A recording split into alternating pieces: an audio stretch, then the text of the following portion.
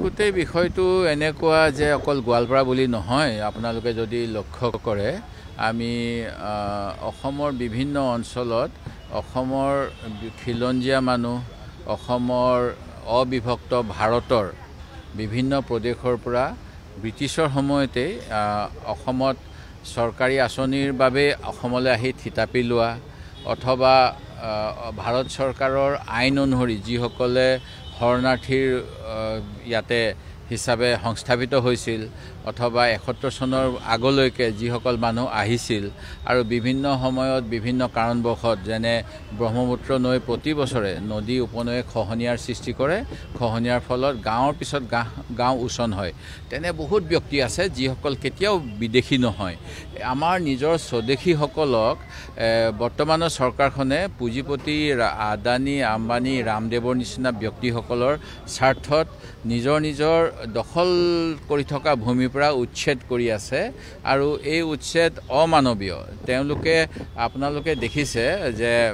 কচুতলিত forest reserve বুলি এটা উচ্ছেদ কৰিছিল, ট্ৰাইবেল বেল্ট বুলি, কিন্তু ট্ৰাইবেল বেল্টৰ ক্ষেত্ৰত এনেকুৱা কথা আছে, বেল্ট ঘোষিত হোৱাৰ আগৰ অন্য মানুহ তাত থাকিব পাৰে। সেই গতিকে গুৱাহাটী হাইকোৰ্টে ষ্টে দিলে। ঠিক তেনেকৈ খুব লম্ফজম্ফ কৰিছিল 2016 চনত চৰকাৰ অহাৰ লগে লগে যে কাজিৰঙাখন বাংলাদেশীৰে ভৰি পৰিছে, তাত উচ্ছেদ কৰিব লাগে। তাৰপিছত আকৌ তেওঁলোকক ক্ষতিপূৰণ দিলে আৰু অন্য জেগাত সংস্থাপিত কৰিলে। আকৌ তেনেকৈ আপোনাৰ কি নাম কয় এইডোখৰ গৰুখুটি, ধলপুৰ গৰুখুটিৰ মানুহবিলাকক উচ্ছেদ কৰিলে, বহুত নাটক কৰিলে। এতিয়া ন্যায়িক কমিশ্যন এখন হ'ল, জাষ্টিছ আগৰৱালা। তাৰপিছত এতিয়া আকৌ দিলীপ শইকীয়া ডাঙৰীয়াৰো কিছু বদনাম ওলাইছিলে UDFৰ বিধায়কৰ লগত কিবা বুজা পৰা কৰা বুলি, কিন্তু তেওঁলোকক নি পেলাই আকৌ ওচৰতে থকা এটা সংখ্যালঘু অধ্যুষিত সমষ্টি আছে দলগাঁৱত আকৌ সংস্থাপিত কৰিলে। সেই গতিকে এই যে নাটকবিলাক কৰি থাকে অসমীয়া মানুহক আভুৱা ভাৰিবলৈ যে আমি কিবা আগ্ৰাসনৰ পৰা ৰক্ষা কৰিছোঁ, কিন্তু সেই কথা নহয়। আৰু শেহতীয়াকৈতো এইটোও দেখা পালোঁ যে ট্ৰাইবেল বেল্টৰ মাটি যিমান আছে সেইবিলাকত যেনেধৰণৰ জনশুনানি হ'ব লাগে, গোপীনাথ বৰদলৈ কমিটিৰ যি পৰামৰ্শ আছে, আমাৰ অসমৰ যিটো লেণ্ড এক্টত 1886 ব্ৰিটিছৰ সময়ৰ হ'লেও যিখনৰ অধীনত এটা 10ম অধ্যায় আছে, 10 শিডিউল, তাত আমাৰ এই ট্ৰাইবেল বেল্ট ব্লকৰ কথা আছে। সেই মানুহখিনিৰ স্বাৰ্থ কেনেকৈ সুৰক্ষিত কৰিব লাগে এইবিলাকক গোটেই মানে বুঢ়া আঙুলি দেখুৱাই পুঁজিপতিৰ স্বাৰ্থত অসমীয়া মানুহবিলাকক যাতে গৈ জাকে গৈ ছাউথ ইণ্ডিয়াত গৈ পেলাই মৰেগে। মানে কিবা কাৰণত আজি ৰাতিপুৱা বাতৰি কাকতত পঢ়িছোঁ মোৰ সমষ্টি আমগুৰি, আকৌ লখিমপুৰ জিলাৰ এজন যুৱকৰ কিবা কাৰণত মৃত্যু হৈছে, এনেকৈ কাম বিচাৰি গৈ। এই যে অসমীয়া মানুহবিলাকৰ নিজৰ যিটো কি কয় নাঙল যাৰ মাটি তাৰ, বা যাৰ নাই ভঁৰাল তাৰ নাই আকাল, এইবিলাক যে অসমৰ ডাকৰ বচন আছিল, প্ৰবচন আছিল, ইয়াৰ পৰা মানে তেওঁলোকে নাইকিয়া কৰি দি যিটো ব্যৱস্থা কৰিছে। শেহতীয়া উদাহৰণ সেই বৰদোৱাৰ বাগিচাখনৰ লিজ শেষ হ'ল। লিজ তাতে ৰায়তী স্বত্ব আছিলে, ৰায়তী থকা ৰাভা জনগোষ্ঠী, বড়ো জনগোষ্ঠী, চাহ জনগোষ্ঠীৰ মানুহৰ মাটি কাঢ়ি লৈ টাউনশ্বিপ বনাব বিচাৰিছে। পৰ্বতজোৰা এটা ফৰেষ্টত 5 লাখ শাল গছ নাইকিয়া হৈ যাব। সেই পৰ্বতজোৰা বাগিচাৰ যি ফৰেষ্টত আকৌ মানে পাৱাৰ প্লেণ্ট বনাব বিচাৰিছে আৰু তাত কৈ আছে 10,000 মানুহ হ'ব। মই আপোনালোকক ক'ব বিচাৰোঁ, মোৰ বৰ্তমানৰ সমষ্টি আমগুৰি সমষ্টিত এটা সৌৰ তাপবিদ্যুৎ প্ৰকল্প আছে। তাৰ প্ৰজেক্টটোত 70 মেগাৱাট প্ৰতি ঘণ্টাত সৌৰ তাপ ভাল থাকিলে, সূৰ্যৰ পোহৰ থাকিলে উৎপন্ন হয়। দৈনিক কিজানি 450 মেগাৱাট উৎপন্ন হয়। তাত কিমান মানুহ এমপ্লয়মেণ্ট হৈছে জানেনে? অস্থায়ী বা মানে স্থায়ী কৰি 40 জন মানুহ। 550ৰ কাৰণে 40 জন, আপোনালোকে কেলকুলেট কৰকচোন কিমান হাজাৰ হ'ব তেতিয়াহ'লে সেই পৰ্বতজোৰাত। মিছা কথা কৈ পেলাই আমাৰ যিবিলাক আদিবাসী মানুহ, যিবিলাক ভূমিপুত্ৰ, তেখেতসকলে বহুত কথা আমাৰ অভং বুলি কয়, মানে তেওঁলোকে ইমান কথা নাজানে। তেওঁলোকক মানে সেই বাহিৰৰ পৰা শিক্ষা দীক্ষা লৈ আহি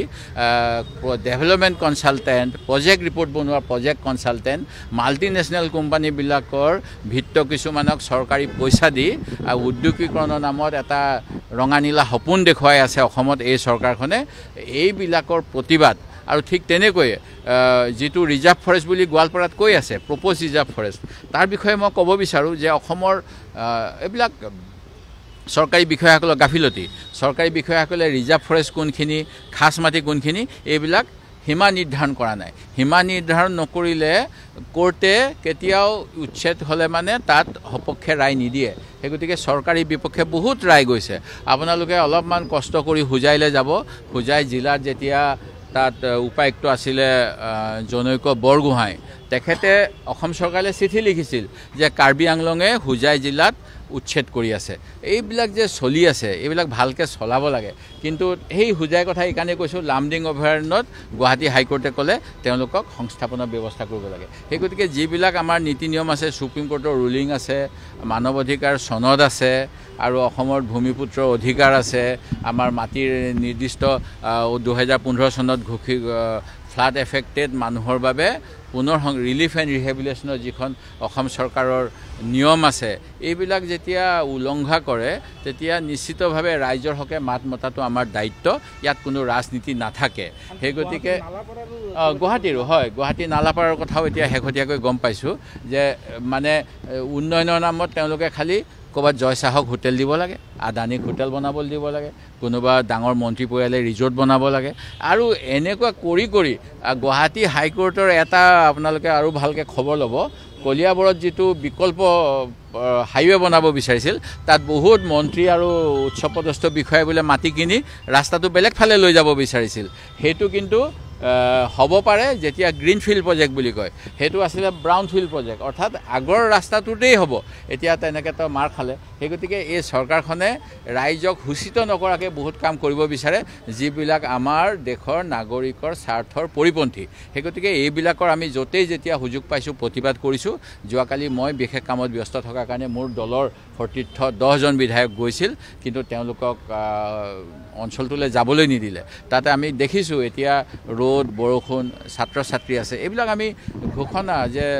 সবকা সাথ কিবা কিবি প্ৰধানমন্ত্ৰী মোদী ডাঙৰীয়াই কৈ থাকে সকলো নাগৰিকক ঘৰ দিম বুলি কয় তাৰপিছত নিজে বনোৱা ঘৰটোৰ পৰাও ভাঙি চিঙি খেদাই দিছে সেই গতিকে এই অন্যায়বিলাকৰ বিষয়ে আমি প্ৰতিবাদ কৰি আছোঁ আৰু আমি ইয়াৰ ৰাইজৰ ওচৰলৈ গোটেইখিনি দাঙি ধৰিম আগন্তুক সময়ত ৰাইজে ইয়াৰ বিচাৰ